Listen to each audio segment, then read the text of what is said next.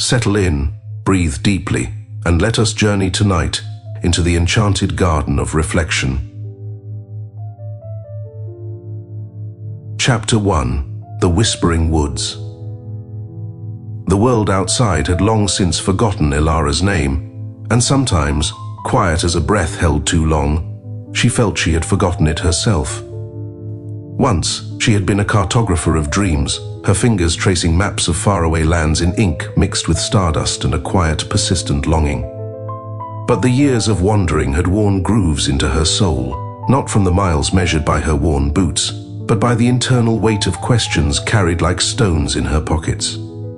Why does joy feel like sunlight glimpsed through closing fingers? Why does this skin, this heart, feel like a borrowed coat? The Whispering Woods, they called it. It felt less like a place and more like a state of mind, one that held little patience for half-hearted seekers, or those running from themselves. Its ancient trees stood like stern judges, their roots coiled like sleeping serpents beneath the moss, their leaves rustling with sighs that sounded unsettlingly like her own self-criticisms. Ilara stumbled through the dense underbrush, the air thick with the scent of damp earth and decay. Her cloak, weary as she was, snagged on thorns that seemed to draw blood as willingly as they drew out unspoken secrets. Clutched tight in her hand was a locket, its silver clouded by time and touch, its clasp rusted stubbornly shut. Inside, unseen for years, lay a miniature portrait of her sister Leora. A shard of a life fractured when the world's clamor became an unbearable roar in Ilara's own head. As twilight bled across the forest floor, pooling like spilled wine amongst the roots, the very air shifted, growing heavy and expectant. A low hum began, resonating not from any single source, but from the woods themselves. A dissonant chord that vibrated in Ilara's teeth and settled as an ache deep within her bones. She froze, heart pounding against her ribs like a trapped bird. Before her, the earth seemed to inhale, shuddering as the undergrowth tore itself apart with a sound like rending cloth. A gate materialized from the deepening gloom, wrought from silver so pure it seemed to weep moonlight. Jasmine vines, impossibly alive in this shadowed place, coiled around its bars, their blossoms emitting a faint, ethereal glow, breathing a soft, sweet fragrance into the heavy air. A voice, neither male nor female, yet intimately familiar, like the echo of her own soul, whispered on the air currents. Child of dust and dissonance, your feet have wandered far, seeking solace, but the garden does not reward the merely lost. It reveals itself to those who choose, finally, to truly see. Ilara's breath hitched, caught somewhere between fear and a desperate, unfamiliar hope. The gate swung inward noiselessly, revealing not deeper darkness, but a twilight that defied the setting sun, a sky painted in impossible streaks of indigo, violet, and shimmering gold. The air beyond smelled different, rain-washed earth, yes, but beneath it, something sharper, cleaner, like the electric tang of ozone before a cleansing storm, mingled with the calming perfume of the glowing jasmine. Who's there? She called out, her voice thin, barely disturbing the profound stillness. The jasmine blossoms pulsed gently. Enter or turn back. The garden waits, but hesitation is a wilderness of its own. Taking a breath that felt like her first conscious inhale in years, Ilara stepped through the shimmering threshold.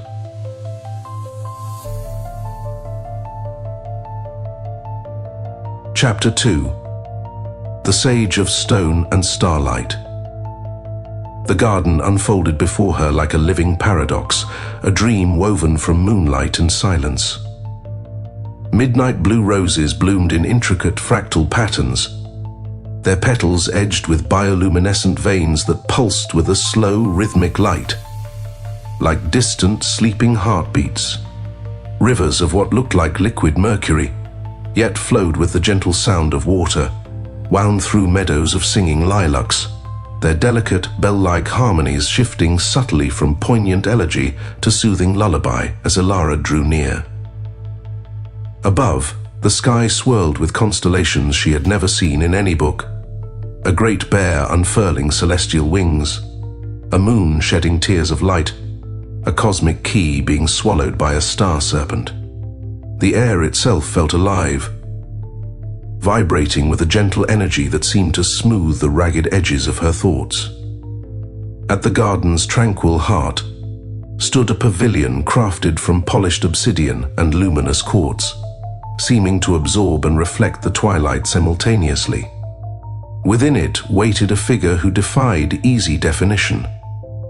One moment, a woman with skin like ancient weathered marble, her hair a cascade of captured starlight. The next, an unmoving statue, yet her eyes, when glimpsed, were not empty voids, but held the depth of entire galaxies. "I am Vera," the figure said, her voice resonating not in Elara's ears, but deep within her sternum, a vibration of profound calm. "Keeper of this garden of reflection, you seek peace, wanderer, but perhaps you mistake it for an absence of feeling. True peace is not the silence after the storm. It is the stillness of the eye within it, the quiet knowing that allows you to witness its passage."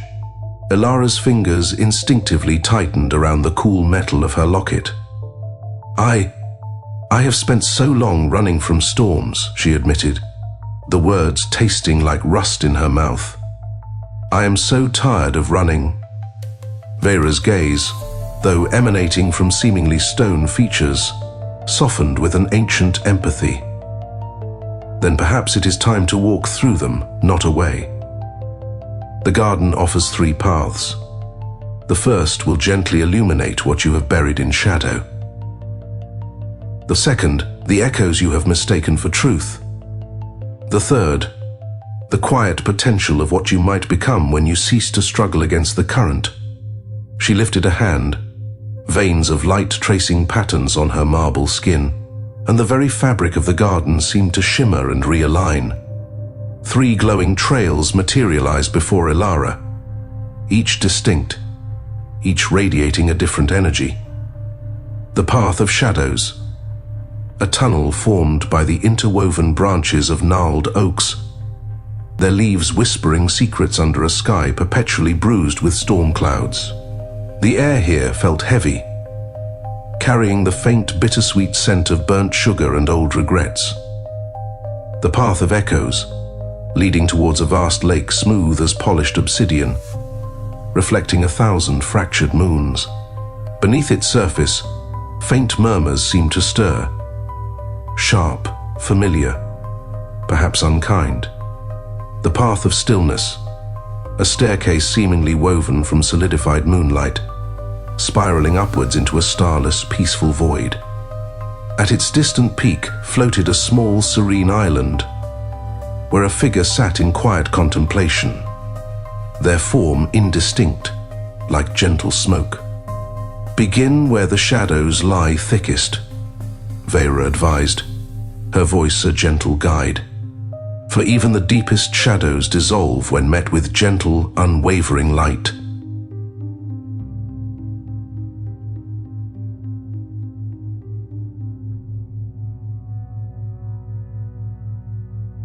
Chapter 3. The Path of Shadows.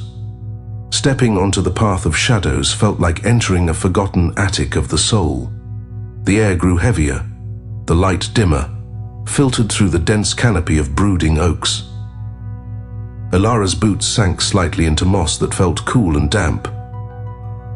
And with every step, whispers seemed to rise, not from the leaves above, but from the ground beneath, echoing thoughts she'd long tried to suppress. You turned away when Leora needed your strength. You allowed your father's harsh words to wither the artist within you. You ran from love, mistaking vulnerability for weakness. The air grew colder. A shadow detached itself from the trunk of an ancient oak, taking the form of a younger Ilara, perhaps 19, clutching a sketchbook protectively to her chest, her eyes wide with a familiar blend of passion and fear. The memory associated with her surfaced not like a blade, but like a wave of old sorrow. Her father's study, heavy with the scent of pipe smoke and judgment. His dismissive gesture as he flipped through her precious drawings. Maps of imaginary places? He'd sneered, his voice a tool meant to shape her into something practical, something useful. A waste of your potential. Focus on reality, Ilara. That night, the memory echoed. She had fed her dreams to the flames, watching the intricate lines and starlit inks turn to grey smoke, feeling something vital within her curl into ash. The smoke had solidified over years into the bars of an invisible cage. The shadow Ilara looked up, her eyes not hollow, but filled with unshed tears. "Why did you leave me behind in the fire?" she whispered, her voice the sound of brittle parchment. The present-day Ilara felt an answering ache bloom in her chest. She reached out a tentative hand, wanting to bridge the years of silence, but the ground trembled. Tendrils of smoke, darker now, colder, snaked up from the moss, coiling around her ankles. They didn't feel like serpents of malice, but like cords of solidified fear, their hisses syncing with the frantic rhythm of her pulse. Failure. Not enough. Unworthy. Ilara stumbled back, overwhelmed, the weight of years pressing down. But then, cutting through the oppressive whispers and coiling smoke, came a sound. A melody, clear and pure, played on a flute. It was a lament, raw and keenly felt, yet held within it a thread of resilient peace. She instinctively turned towards the sound, following it through the shadowed trees to a small, unexpected clearing. There, sitting cross-legged on a cushion of luminous moss, was a man. His fingers moved with practiced grace over a flute carved from what looked like raven's bone, polished smooth by touch. His skin was the rich, warm brown of walnut wood, and his eyes were half closed, as if perpetually listening to a sound deeper than the one his flute produced. "They are singing loudly today," he observed, his voice calm, his playing uninterrupted. "Your shadows." Who are you?" Ilara asked, the flute's melody already loosening the tightness in her chest.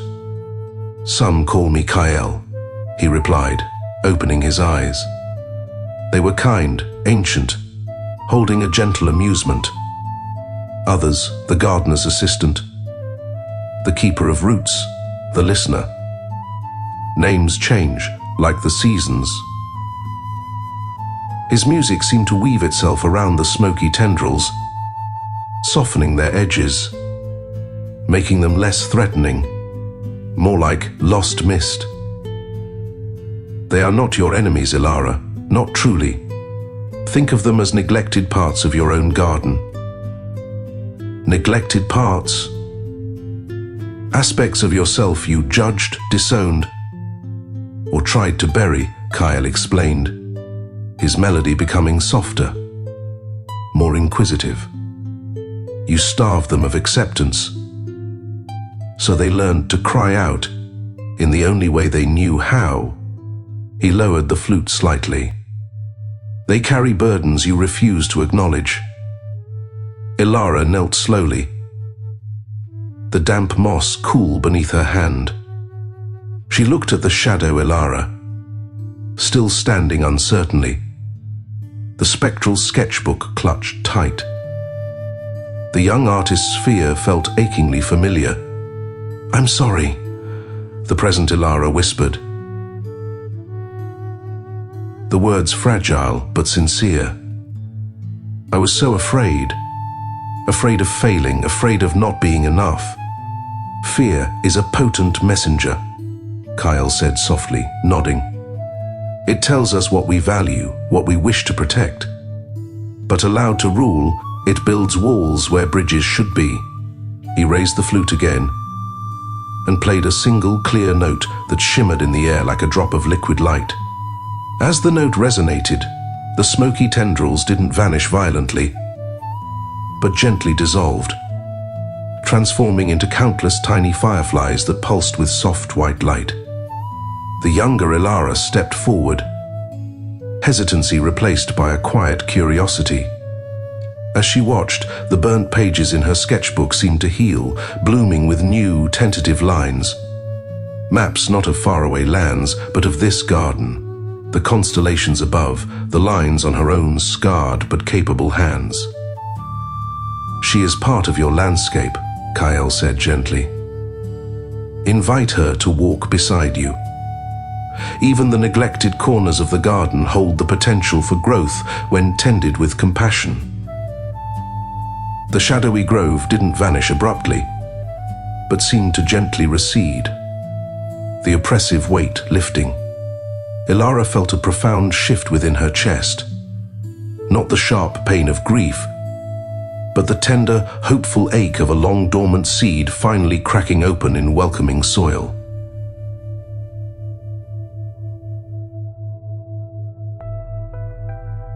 Chapter 4. The Path of Echoes. The second path led to the edge of a vast lake, its surface like polished liquid obsidian, so utterly still it seemed to hold its breath, reflecting the impossible twilight sky without a ripple. Ilara paused at the water's edge, her own reflection looking back. A stranger still, but perhaps less fractured than before. Vera's words returned to her, soft as a mantra. Echoes are not truths, only reverberations, ghosts wearing the masks of past fears. Observe them, but do not mistake them for your own voice. Hesitantly, she placed her foot onto the lake's surface. It held her weight, cool and firm like dark glass. But with her next step, a fine crack splintered beneath her heel, sharp as breaking ice. And from the crack, voices erupted. Not whispers this time, but distinct, cutting words, echoes of moments etched deep in her memory. You'll always be alone, chasing fantasies, hissed the unmistakable tone of her father, heavy with disappointment. How could you just leave? Cried the voice of Leora, sharp with the pain of betrayal Ilara had never allowed herself to fully face. You build walls too high, murmured a lover from a forgotten spring. His words a cold echo of intimacy feared and lost. Not good enough. Never enough. A chorus of self-doubt, her own inner critic joining the fray. The voices multiplied with every hesitant step, the lake's surface cracking further, a web of fractures spreading outwards. Each crack seemed to birth a shimmering, indistinct spectre, shapes of memory and fear rising from the depths. Ilara stumbled, pressing her hands to her temples as the cacophony intensified, threatening to pull her under. It felt like drowning in noise.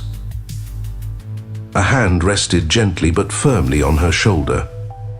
Solid, unyielding, grounding.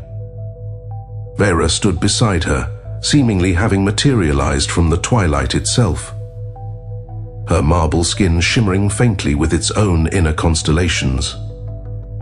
These echoes thrive in the space you give them, Vera said, her voice a calm anchor in the storm of sound.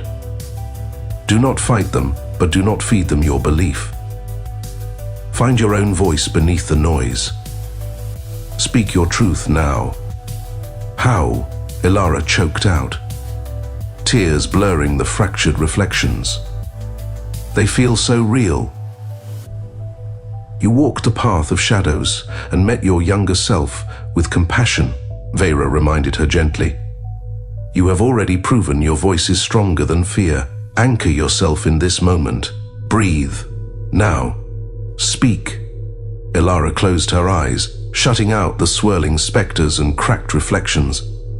She took a deep breath, drawing in the garden scent of jasmine and damp earth, feeling the solidness of Vera's presence beside her. She pressed her palm flat against the cool, dark surface of the lake. It felt resistant at first, then seemed to yield, warming slightly beneath her touch, like ice finally meeting the sun. "I did survive," she said, her voice trembling at first, but clear. The closest cracks seemed to hesitate, their sharp edges softening slightly.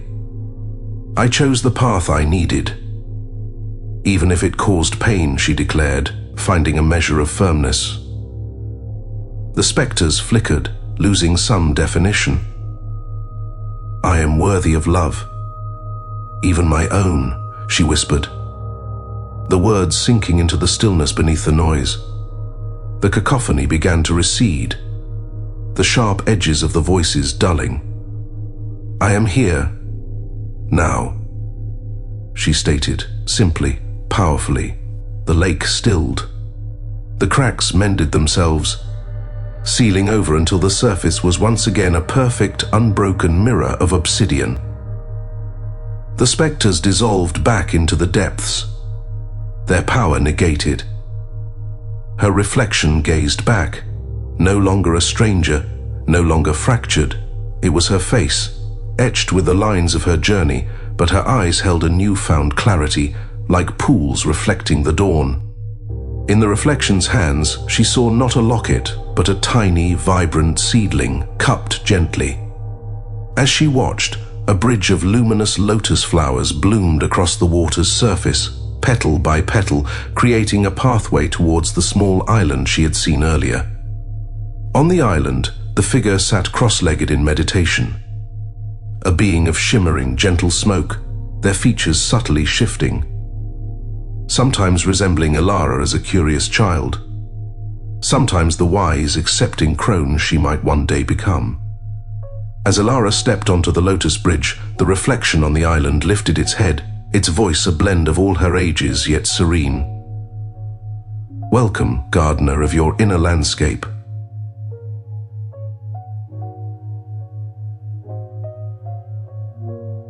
Chapter 5. The Path of Stillness. The island wasn't large, yet it felt boundless, radiating a profound sense of peace.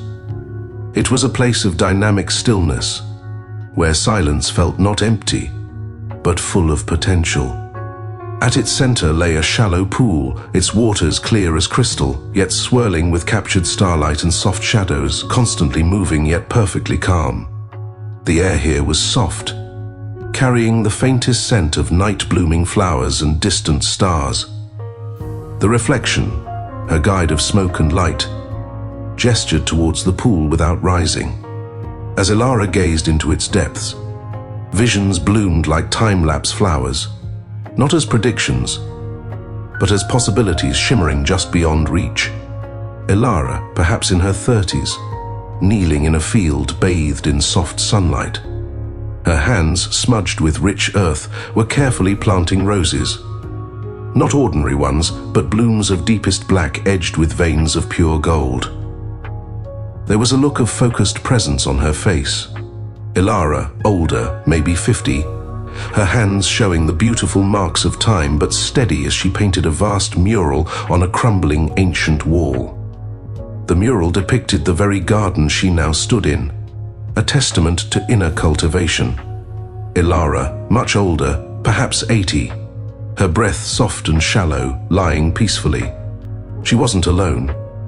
Figures sat around her, strangers perhaps, yet their faces held a quiet sorrow mixed with gratitude, as if mourning the loss of a gentle wisdom that had touched their own souls. "Is this my future?" Elara asked, her voice hushed, awed by the quiet power of the images. "These are streams of potential," the reflection replied, its voice a harmonious chorus of her past, present, and possible selves. "Paths you can walk, gardens you can tend. The future is not a fixed point, but a landscape shaped by the seeds you plant today.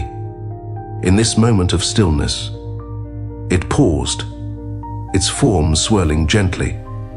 You sought peace, Ilara. Remember Vera's words? Peace is not the absence of storms. It is the deep roots you grow, the unwavering presence that allows you to stand firm, feel the wind and rain, and know that you will endure. It is the ability to find the stillness within the motion. Ilara knelt beside the tranquil pool, reaching out not to touch the water, but feeling its cool, calm energy radiating upwards. I still feel afraid sometimes, she confessed softly. Afraid of getting lost again. Afraid of the shadows returning. And so you shall feel fear, the reflection said, its smoky form flickering with gentle empathy. Fear is the shadow cast by meaning. To live deeply, to care profoundly, is to sometimes tremble. Do not mistake the trembling for weakness. It is merely a sign that you are alive, engaged, and invested in your own becoming. Witness the fear, acknowledge its presence, but do not let it steer the ship. A final vision sharpened in the pool's depths, poignant and clear. Leora, her sister, older now.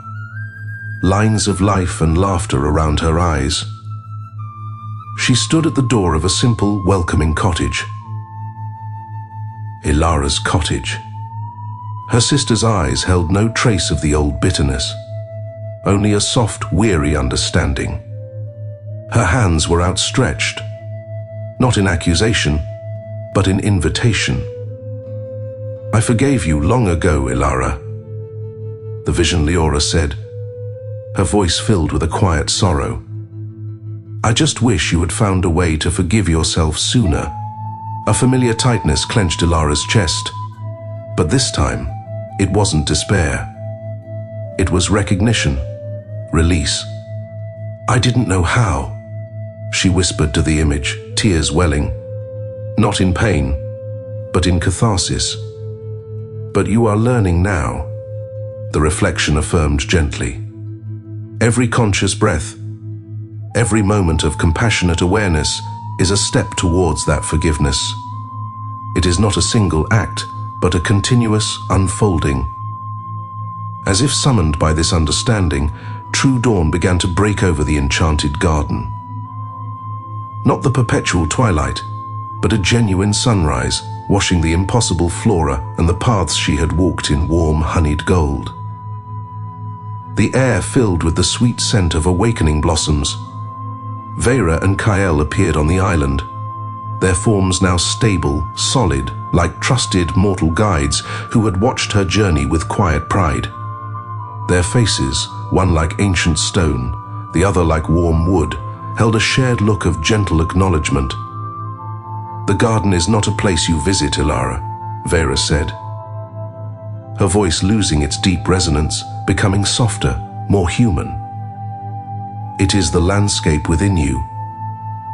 Tend it with awareness, water it with self-compassion, and it will in turn sustain you.